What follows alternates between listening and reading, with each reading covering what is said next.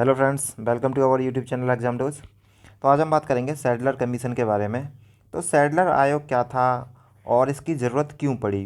तो आप देख रहे हो थंबनेल पे कि हम इन सारी बातों के बारे में बात करेंगे कि सैडलर आयोग की ज़रूरत क्यों पड़ी, इसका गठन कब हुआ और इस आयोग की सिफारिशें क्या थी। साथ में बात करें तो शिक्षा नीति कहें तो या फिर कहें तो कलकत्ता जो विश्वविद्यालय था उसमें क्या क्या बदलाव आए इस कमीशन के द्वारा। तो चलिए दोस्तों शुरू करते हैं। तो सबसे पहले अगर हम बात करें गठन की, तो जो सैडलर कमीशन था उसका गठन 1917 में होता है। और 1917 में जब इसका गठन होता है तो इस समय पर जो भारत की स्थिति थी, एक्चुअली में होता क्या है, यहाँ पे जो भारत के वायसराय थे वो थे चेम्सफोर्ड। तो चेम्सफोर्ड जो थे, क्योंकि यहाँ पे जो भारत में पॉलिटिकल इश्यूज बहुत सारे हो रहे थे, तो उनको सॉर्ट आउट करने के लिए इन्होंने क्या किया कि एजुकेशनल सिस्टम में चेंज करने की कोशिश की। और इस एजुकेशनल सिस्टम में चेंज करने के लिए उन्होंने मांग की। तो इस मांग में क्या किया गया, जो ब्रिटिश सदस्य थे उन्होंने सैडलर को यहाँ पर भेजा। अगर सैडलर को यहाँ पर भेजा, अगर सैडलर को देखा जाए तो जो सैडलर थे इनका पूरा नाम एमी सैडलर था और यह थे ब्रिटिश इतिहासकार। तो ब्रिटिश इतिहासकार होने के साथ साथ ये यूनिवर्सिटी के एडमिनिस्ट्रेटर में माहिर थे। तो वहाँ की जो भी यूनिवर्सिटी जो होती थी उनका एडमिनिस्ट्रेशन भी यही करते थे। तो ऐसे में क्या करते हैं, ब्रिटिशर्स जो थे वह एमी सैडलर को भारत में भेज देते हैं। और इनका नाम माइकल सैडलर था तो इनको भारत में भेज दिया जाता है। तो इनको भारत में भेजा जाता है किसके लिए, जो कलकत्ता विश्वविद्यालय जो था उसकी समस्याओं के अध्ययन के लिए भारत में भेजा जाता है। तो सैडलर बात यहाँ पे आ जाती है कि सैडलर आयोग का गठन क्यों हुआ। तो इसका गठन इसलिए हुआ क्योंकि यह क्या था, जो कलकत्ता विश्वविद्यालय था उसकी समस्याओं के अध्ययन के लिए। तो साथ में बात करें तो यह जो सैडलर आयोग था 1917 में गठन हुआ, तो इसके जो सदस्य थे, जो हेड थे, वह एमी सैडलर बनकर आते हैं।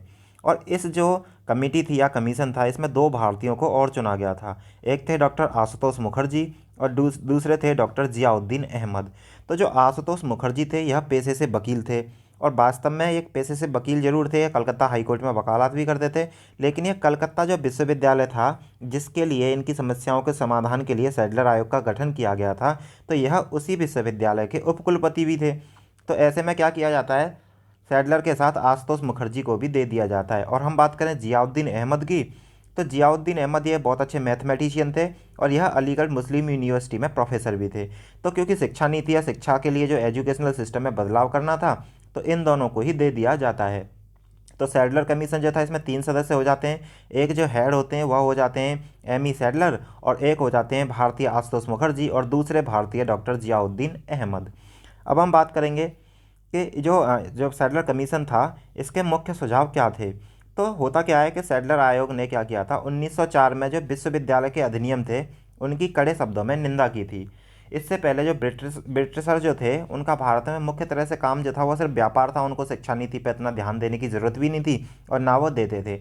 लेकिन धीरे धीरे बदलाव आ रहे थे, जिस प्रकार से आपने 1813 के चार्टर एक्ट में देखा था कि जो शिक्षा में थे 1 लाख रुपए पर ईयर शिक्षा में जो इन्वेस्ट करने का प्रण लिया था वह क्या था, ब्रिटिशर्स ने लिया था। तो उसके बाद धीरे धीरे शिक्षा में वह सुधार आ रहे थे।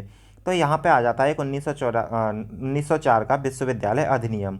तो जो सैडलर कमीशन था इसने उस विश्वविद्यालय अधिनियम की कड़े शब्दों में निंदा की थी और साथ में ही क्या किए, अपने कुछ मुख्य सुझाव दिए थे, जिनमें सबसे मुख्य सुझाव यह था कि इंटर और उत्तर माध्यमिक परीक्षा को माध्यमिक तथा विश्वविद्यालय शिक्षा के मध्य विभाजन रेखा माना जाना चाहिए। तो मतलब होता क्या है कि इंटर के बाद ही उन्होंने ये कहा कि जैसे इंटर हो जाएगी, 12th क्लास हो जाएगी, उसके बाद विश्वविद्यालय में प्रवेश किया जाएगा। तो जो 12th क्लास थी उसको क्या मान लिया, विभाजन रेखा मान लिया। किसके बीच में, स्नातक या कहें तो ग्रेजुएशन के बीच में, या फिर विश्वविद्यालय शिक्षा के बीच में, और इंटरमीडिएट या उत्तर माध्यमिक शिक्षा के बीच में। अगर दूसरे की बात की जाए तो इन्होंने कहा था कि स्कूली शिक्षा 12 वर्ष की होनी चाहिए, मतलब 12 वर्ष तक स्कूलिंग होनी चाहिए, देन आफ्टर ग्रेजुएशन या फिर स्नातक के लिए प्रवेश करना चाहिए। अगर अगले सुझाव की बात की जाए तो अगला सुझाव भी जो इन्होंने दिया था, इन्होंने कहा था कि कलकत्ता विश्वविद्यालय को भारत सरकार से मुक्त कर देना चाहिए। तो कलकत्ता विश्वविद्यालय जो था पहले वो भारत सरकार के अधीन था। तो सैडलर कमीशन ने यह सिफारिश की कि जो कलकत्ता विश्वविद्यालय इसको भारत सरकार के अधीन से मुक्त कर कर इसको बंगाल सरकार के अधीन कर देना चाहिए। साथ ही इन्होंने बात की थी कि कॉलेज या इंस्टीट्यूट जो हैं उनके एडमिनिस्ट्रेशन के लिए शिक्षा बोर्ड के निर्माण की सिफारिश की थी। तो शिक्षा बोर्ड के निर्माण की सिफारिश किसके लिए की थी, स्कूल या कॉलेज के एडमिनिस्ट्रेशन के लिए। साथ ही इसी बेस पर क्या होता है, बाद में चलकर उत्तर प्रदेश में क्या हो जाता है, बोर्ड ऑफ सेकेंडरी एजुकेशन की स्थापना होती है। तो इसी के जो सैडलर कमीशन था, इसी की सिफारिशों पर यूपी में क्या हो जाता है, बोर्ड ऑफ सेकेंडरी एजुकेशन की स्थापना भी होती है। साथ में इन्होंने बात की थी कि 12th के बाद स्नातक 3 साल की होनी चाहिए। तो आजकल आप देखते हो जो विश्वविद्यालय या यूनिवर्सिटीज़ हैं, उनके जो नियम्स हैं मोस्टली सैडलर कमीशन पर ही डिपेंड करते हैं या फिर उन्हीं के आधार पर बने हुए हैं। तो जिस प्रकार से स्नातक या ग्रेजुएशन जो है आज की, वह क्या होती है, मोस्टली ग्रेजुएशन जो है 3 साल की होती है। तो वह क्या है, ग्रेजुएशन को उन्होंने यह भी बात की थी कि 12th के बाद जो स्नातक है या ग्रेजुएशन है वह 3 साल की होनी चाहिए थी। साथ में आप देखते हो आजकल जो यूनिवर्सिटीज़ है उनका हर यूनिवर्सिटी में कुलपति होता है, चांसलर होता है। तो इन्होंने सैडलर कमीशन ने ही इसकी सिफारिश की थी कि प्रत्येक विश्वविद्यालय में कुलपति नियुक्त होना चाहिए। अगर अगली सिफारिश की बात की जाए तो इसने जिस तरह से अभी पहले क्या था कि जैसे किसी ने बीए कर लिया या फिर बीएससी कर लिया तो यह क्या हो गया, ग्रेजुएशन हो गया। लेकिन इसके साथ साथ इन्होंने यह भी सिफारिश की थी कि भैया अगर कोई ऑनर्स भी करना चाहता है तो ऑनर्स के पाठ्यक्रम की भी सुविधा आपको प्रोवाइड करानी पड़ेगी। तो यह सिफारिश थी उनकी। तो आजकल देखते हो हिस्ट्री ऑनर्स इनमें सब में जाके स्नातक होती है। तो आयोग ने ऑनर्स व साधारण पाठ्यक्रम शुरू करने का भी सुझाव दिया था।